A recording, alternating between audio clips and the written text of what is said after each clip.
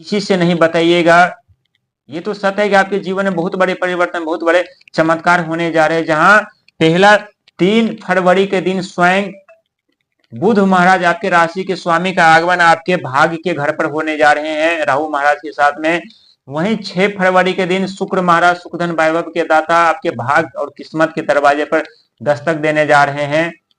वहीं 13 फरवरी के दिन मान सम्मान पद प्रतिष्ठा के दाता यानी भगवान सूर्य स्वयं आपके भाग और किस्मत के दरवाजे पर दस्तक देने के लिए जा रहे हैं। और वहीं 23 फरवरी के दिन स्वयं मंगल महाराज आपके भाग और किस्मत पे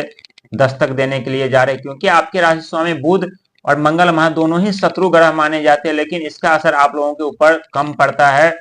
क्योंकि ब्रह्मांड के सबसे छोटा और नट्खट ग्रह बुध माने जाते हैं। और मंगल महाराज की दृष्टि जब आपके भाग के घर पर पड़ेंगे तो ये तो सत्य है कि आपको एक नई ऊर्जा मिलेगी, नई साहस मिलेगी, नई पराक्रम मिलेगी,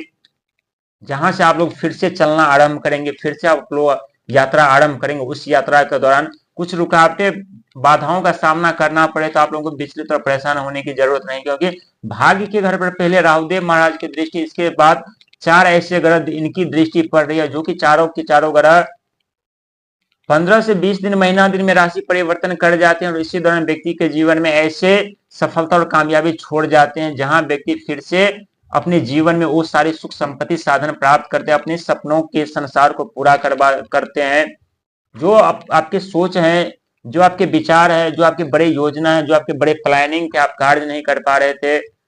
मेहनत करते थे तो धन नहीं होती थी, धन होते थे तो आप लोगों का बुद्धि दिमाग कार्य नहीं कर रहे थे,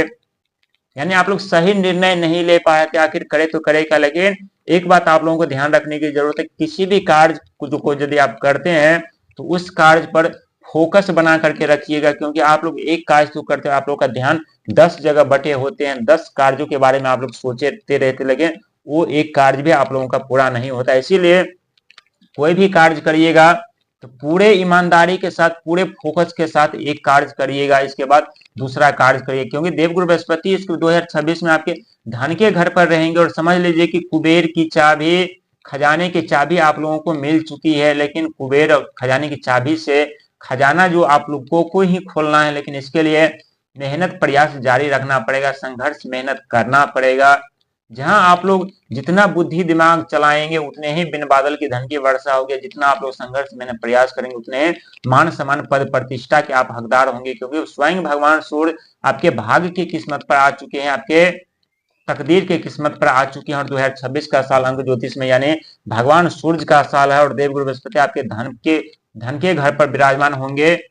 जो कि 2026 में राजा का किरदार निभाने वाले हैं। वहीं मंगल महाराज 23 फरवरी के दिन आपके